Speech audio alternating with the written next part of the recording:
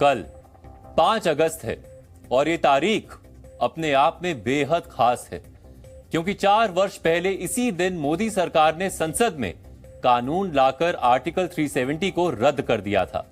Article 370 को लेकर सियासत भी होती रही है।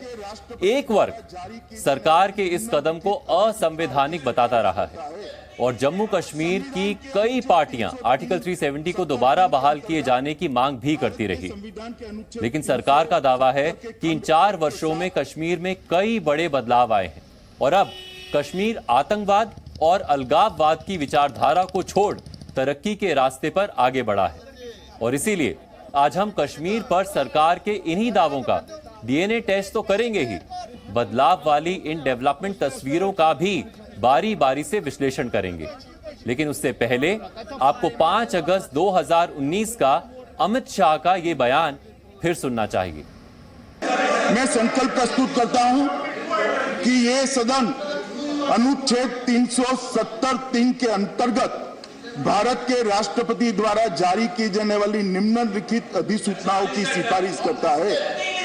संविधान के अनुच्छेद 370(3) के अंतर्गत भारत के संविधान के अनुच्छेद 370 के खंड 1 के साथ पठित अनुच्छेद 370 के खंड 3 द्वारा प्रदत्त शक्तियों का प्रयोग करते हुए राष्ट्रपति संसद की सिफारिश पर यह घोषणा करते हैं कि यह दिनांक जिस दिन भारत के राष्ट्रपति द्वारा इस घोषणा पर हस्ताक्षर किए जाएंगे और इसे सरकारी गैजेट में प्रकाशित किया जाएगा, उस दिन से अनुच्छेद 370 के सभी खंड लागू नहीं होंगे।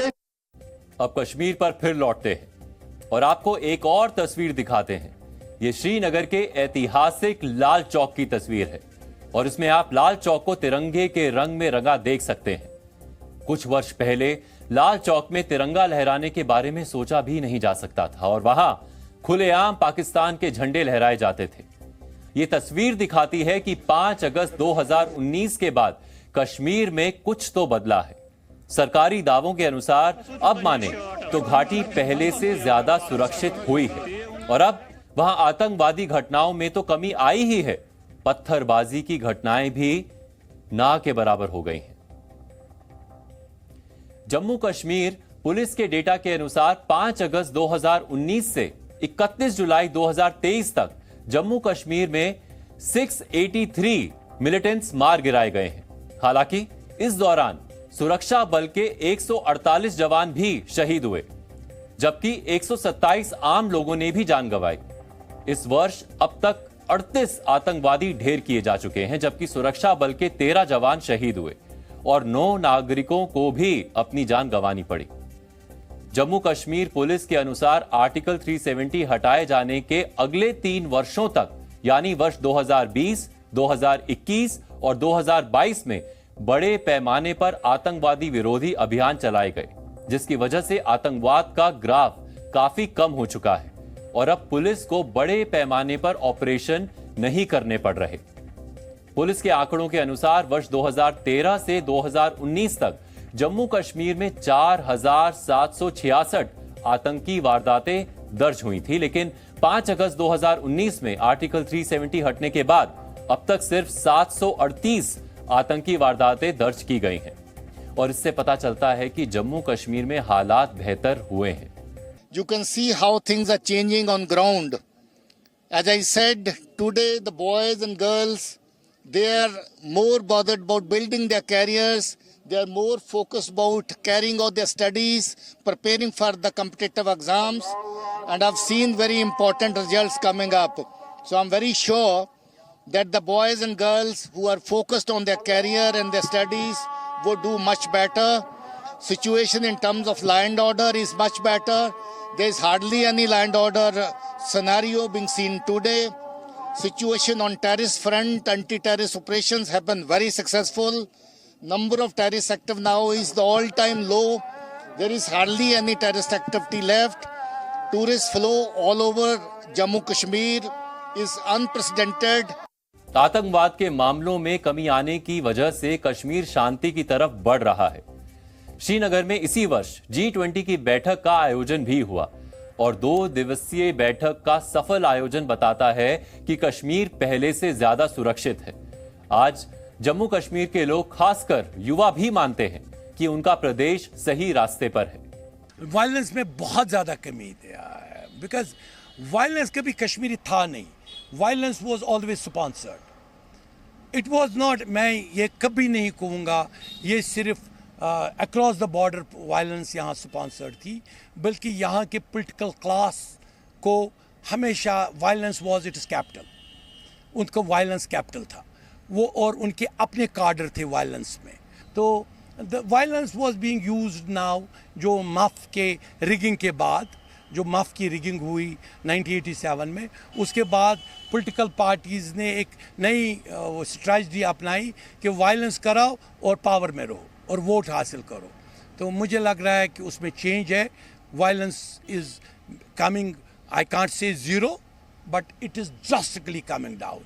और आप किसी को कोई एक्सप्लॉइट नहीं कर सकता है कि जनाब वो उसका ये मतलब है, इसका ये मतलब है। उन्हीं परसेप्शंस के नाम पर यहाँ पे कश्मीरी को कश्मीरी का खून बहाते थे वो। अब वो कश्मीरी समझ गया कि सबसे ज़्यादा वायलेंस का विक्टिम मैं रहा हूँ। मुझे पार वालों ने भी इस्तेमाल किया, और जो यहाँ के पॉलिटिकल क्लास है उन्होंने भी इस्तेमाल किया। ये घाटी में आए बदलाव की पहली तस्वीर थी। अब हम आपको एक दूसरी तस्वीर भी दिखाएंगे, और ये तस्वीर बताती है कि घाटी में आतंकवाद के मामले तो कम हुए ही हैं, घाटी में अमन भी लौट रहा है। ये 26 जुलाई को श्रीनगर में निकाले गए मुहर्रम के जुलूस की तस्वीर है, और ये तस्वीरें इसलिए खास हैं क्योंकि ये जुलूस पूरे 30 वर्ष बाद निकाला गया था। 80 का दशक खत्म होते होते जम्मू कश्मीर आतंकवाद की चपेट में आ चुका था। धार्मिक कट्टरता और नफरत इतनी बढ़ चुकी थी कि कश्मीरी पंडित और हिंदू ही नहीं, शिया समुदाय भी इससे नहीं बच पाया था। वर्ष 1990 में मुहर्रम के जुलूस पर हमला हो गया, जिसके बाद इस रूट से मुहर्रम का जुलूस निकालने पर रोक लगा दी गई थी। कई सरकारें आईं और गईं, लेकिन शियाओं को यहां से जुलूस निकालने की मंजूरी नहीं मिली। लेकिन अब जब शिया मुसलमानों को 30 वर्ष बाद मुहर्रम का जुलूस निकालने का मौका मिला, तो ये दिन उनके लिए भी खास बन गया। और ये बदलाव कितना अहम है, इसे महसूस करने के लिए आपको श्रीनगर से हमारी ये रिपोर्ट जरूर देखनी चाहिए।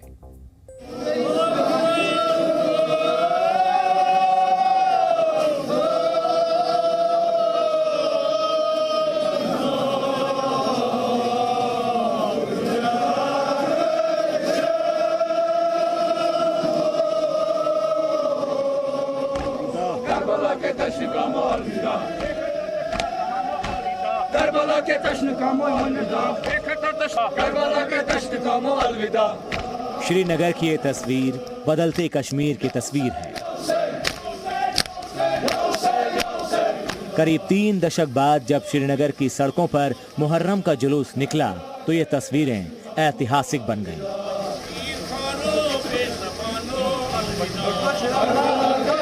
बीते 30 वर्ष से श्रीनगर के शिया मुस्लिम इस मौके का इंतजार कर रहे थे, और इसीलिए जब 8वें मुहर्रम को उन्हें उसी रास्ते से ताजिया ले जाने की मंजूरी मिली, तो ये लम्हा खास बन गया।